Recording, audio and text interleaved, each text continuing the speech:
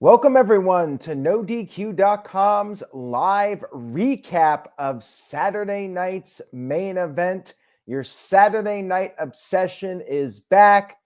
The second of the new era of Saturday night's main event. Shout out to everybody watching this, whether it's live or on demand. I very much appreciate your viewership and support. Let me know your thoughts on Saturday night's main event. Leave a comment in the chat room. If you're watching on nodq.com/YouTube, which is the YouTube channel, you can leave your comment and I will post it up on the screen. Now, we kicked off the show with Joe Tessitore and Jesse the Body Ventura, just like the first Saturday night's main event of this new era. Jesse Ventura, always a pleasure to have him be part of the show. He brought up how a decade ago he called a battle royal that Sheamus won. He talked about being excited for the IC title match. We'll get to that in just a few moments. Apparently, there were issues for people watching on NBC. There was Spanish commentary instead of English commentary. I had no issues on Peacock. It was a perfect stream on Peacock. No problems whatsoever. But I did want to note that some viewers were having issues, people that were watching on NBC, but apparently it did go away relatively quickly. We had our first match of the evening, which was Rhea Ripley defending her Women's World Championship against Nia Jax. This was a very fast-paced match, very little downtime, no rest holds or anything like that. I did want to take note about the introduction, Lillian Garcia doing the ring intros. They had the old school microphone that was used at Madison Square Garden. If you go back and watch those old shows in the 80s, Howard Finkel would talk from the microphone. It would come down from the ceiling. It had the MSG logo. They did that with Saturday night's main event. I thought that was really cool. Another great throwback to the past. Whoever came up with that, well done. Now, during the introductions, Nia attacked Rhea Ripley with a headbutt. She went right after Rhea. They went back and forth. Nia gained the upper hand with a pop-up headbutt, and then Nia delivered an avalanche Samoan drop. Rhea kicked out of that. And then after the break, Rhea Ripley was able to counter Nia with a code red. And then Nia countered the Riptide with a Samoan drop. Came off the second rope with a leg drop. Rhea, though, managed to recover, and she powerbombed Nia out of the corner.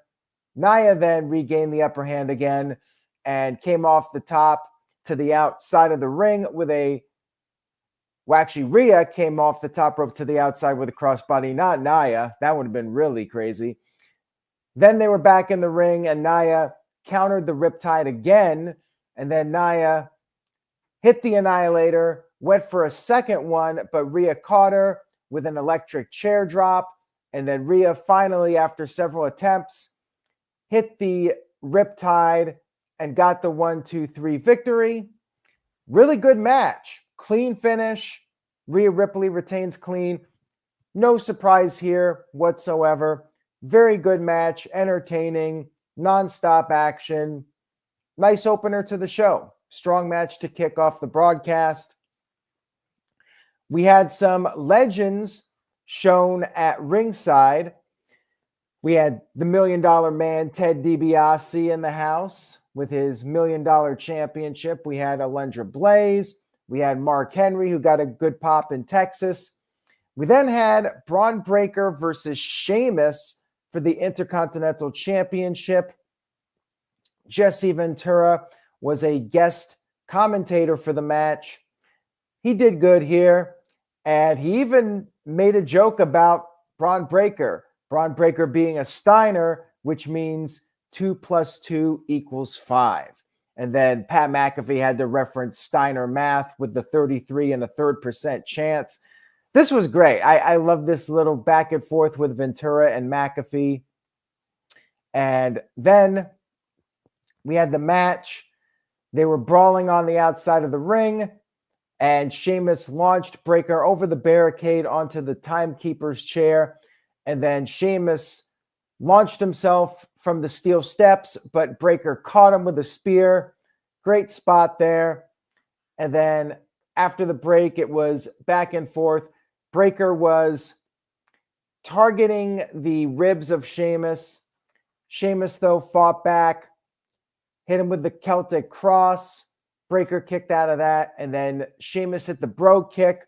Breakker was able to get his foot on the rope, and Jesse Ventura was not happy about this because the referee basically counted 3, but then noticed the foot on the rope and did not call off the match, and he let it continue.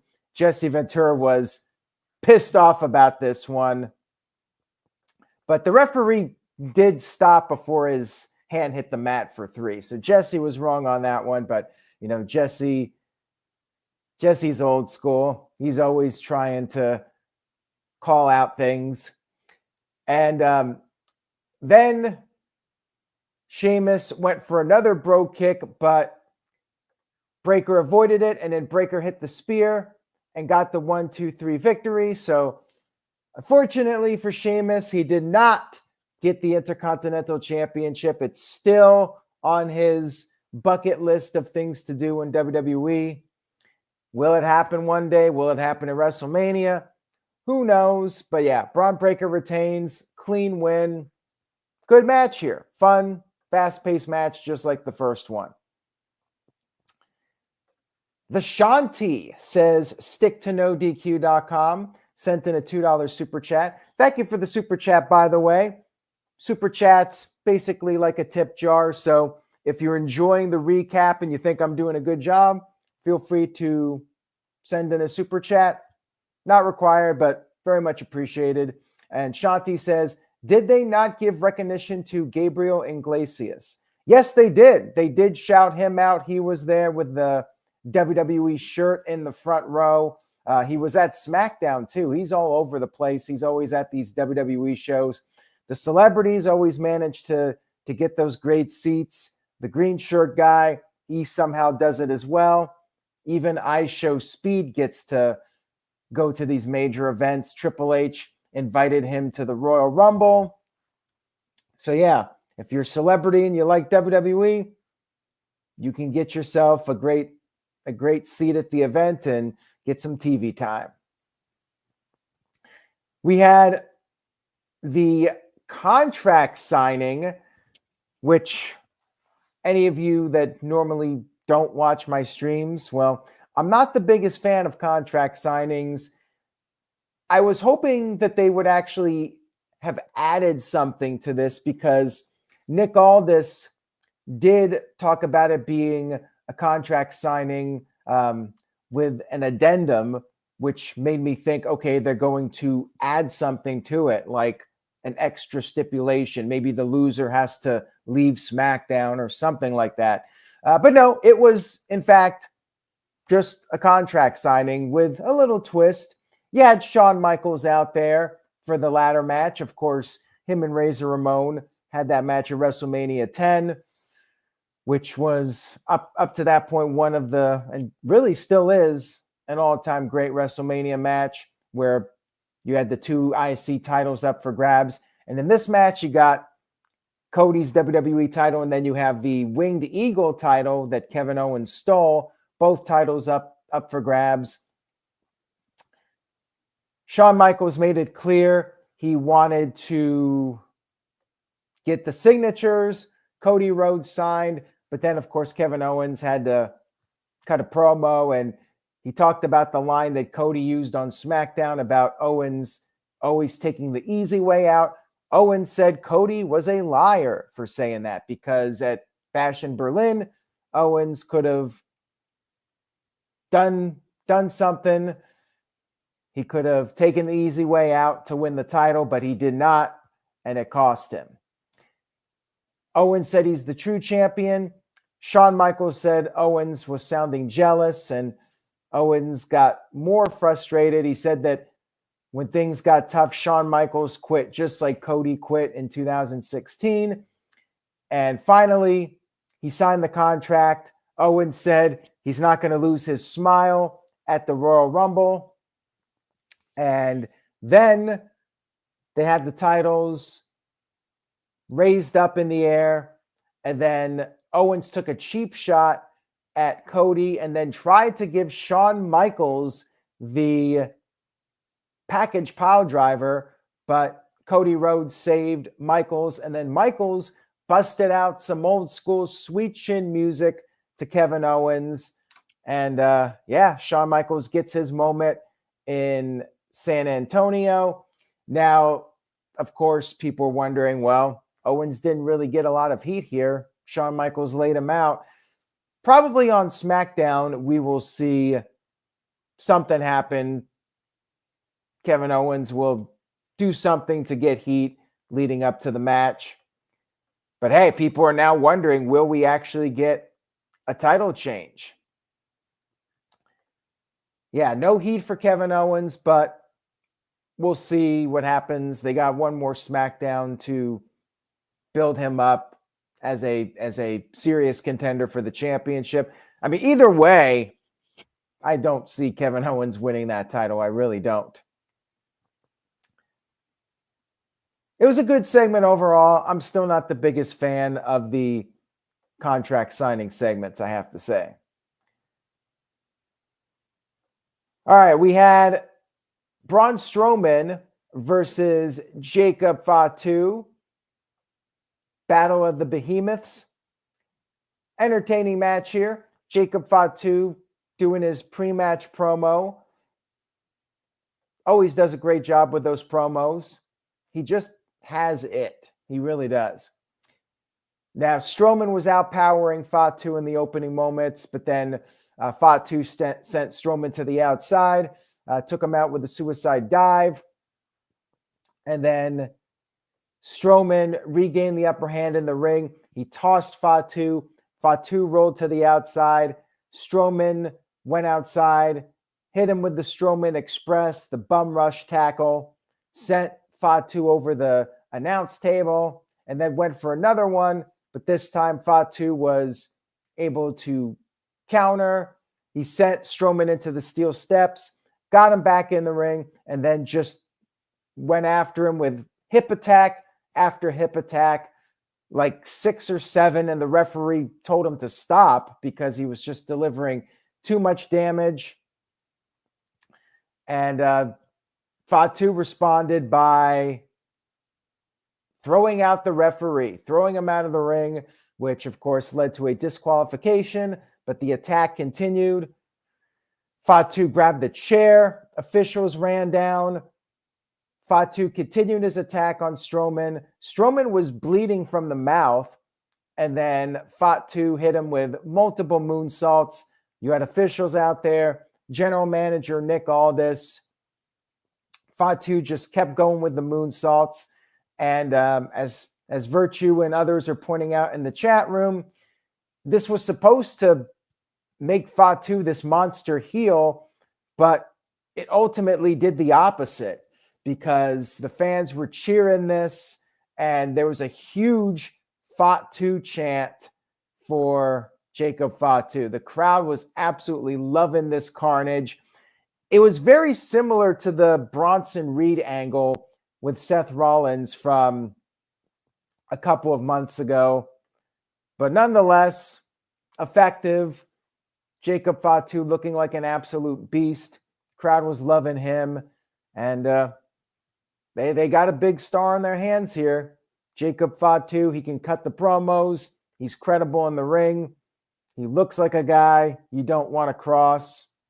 He's a badass. He's like Bron Breakker. He's the Samoan badass, Samoan werewolf, Samoan chief, whatever you want to call him. Definitely looks like he has a bright future ahead of him. Good segment here. As far as the DQ goes, I'm fine with it. Doesn't really matter. It was a good segment. They elevated Fatu for sure with this one. Hey, if they really wanted to make Fatu a babyface, they could just have him do that to Hulk Hogan. I mean, anybody that lays out Hulk Hogan might become the biggest babyface in wrestling. Let's be real here. We had our main event segment. By the way, the Brainbusters were also there. I forgot to mention them. They were in the crowd. We had Gunther versus Jey Uso for the World Heavyweight Championship. It was more or less your typical Gunther championship match where Gunther would dominate for the most part. Every now and then, Jey would have his little flurries of offense, but then Gunther would give him some chops. He powerbombed Jey. Jey was able to kick out of it. And then after the final break, Jey did make his big comeback, powerbombed him out of the corner. Gunther kicked out. And everything Jey did, Gunther kept kicking out. He hit the spear. Gunther kicked out. A second spear, and then he came off the top with the Uso splash. Gunther kicked out once again. And then Jey went for a third spear, but Gunther was able to counter it, and he powerbombed Jey not once but twice to pin him and retain his World Heavyweight Championship.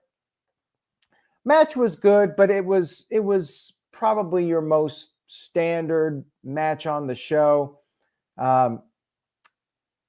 It felt like a Raw TV main event, but really every match on the show felt like a TV main event, which does put it above your random show. But I think that once again, this was basically to try and draw in some new viewers. They didn't do really anything as far as storyline development, and the matches moved at a very fast pace. So, they're trying to hook in new viewers. They don't want to do a slower paced match. They want it to be fast. So your eyes are glued to the TV set. And in that case, I think it's the right way to go in case you do have some more casual viewers watching on NBC or even Peacock. Show was good. Was it stellar? No, but it was very enjoyable. A fast-paced, fun 2-hour show. And I like the throwbacks, of course. Jesse Ventura being there is a nice touch. It's fun. I enjoy Saturday night's main event. I'm glad they're doing it. If I had to make any suggestions as to how to improve it, well, I think it's clear they need to make it a little bit more unpredictable. Every match on this card, you looked at the betting odds, all the heavy favorites won. There were no curveballs whatsoever. And I would have liked maybe something I wasn't expecting. But nonetheless, good show. I enjoyed it. It's a solid, if I was doing the points, it would be a solid 7, maybe even an 8. But keeping it from a 9 or a 10, it would need some more significant surprises on the show and big moments, which it really didn't have. Like, you could have skipped the show and not miss all that much, except for a fun 2 hours. Shout out to King JMO 2K11. Thank you. I appreciate it. The virtual tip jar. Thank you very much, King. Says, do you think they'll punish Jacob Fatu for that chair shot to the head on the security? Is that where he threw the chair? If he threw the chair, I don't think that counts because they've done that quite a bit on TV. Like, I guess I don't really get the logic to this, but they throw the chair or throw something at somebody's face, that's okay. But if you actually are holding the chair and hit somebody in the face, that's a different story. So I doubt he will get in trouble for that. And plus, those chairs, they're not like those heavy duty steel chairs. They're very light, those chairs that they use. They're almost like cookie sheets. They're not going to hurt that much. You just throw your hands up. I don't think he'll get in trouble. Like, if he actually grabbed something and hit somebody as hard as he could in the head with it, he'd probably get in trouble, but not in this case. I really don't think so. But thank you for that, King. I appreciate it. They might yell at him if that wasn't something that was planned, but I think that would be it. Yeah, great show overall. If you just want a solid 2-hour show, if you were looking for surprises and twists and turns storyline wise, then, it was a good show. But thank you all for watching. I hope you enjoyed the recap. I'll keep doing the Saturday night's main event recaps. It's an easy watch for 2 hours, and looking forward to the next one. Looking forward to Jesse Ventura. I'm hoping maybe we'll get Hulk Hogan and Jesse Ventura in the same building on the next one. Hey, you know what? That's one way we could have elevated this show. If Hulk Hogan actually came out there and did a promo, man, oh man, that would have been entertaining. He's been a traffic driver for NoDQ.com, I have to say. So part of me just wants him there to boost up the NoDQ traffic. Every time he comes out there and people are talking about him, it's good for the site. I just want to see him go heel. Come out there, Hollywood Hogan, cut a total heel promo on the fans. Maybe one day we'll get that Hogan and Jesse. To me, that's ratings, at least for me. I would be very entertained by that. Anyways, everyone, thank you all again. Have a great night. Say yes to NoDQ.com. Stay tuned to NoDQ.com for the very latest, and I will see you all next time.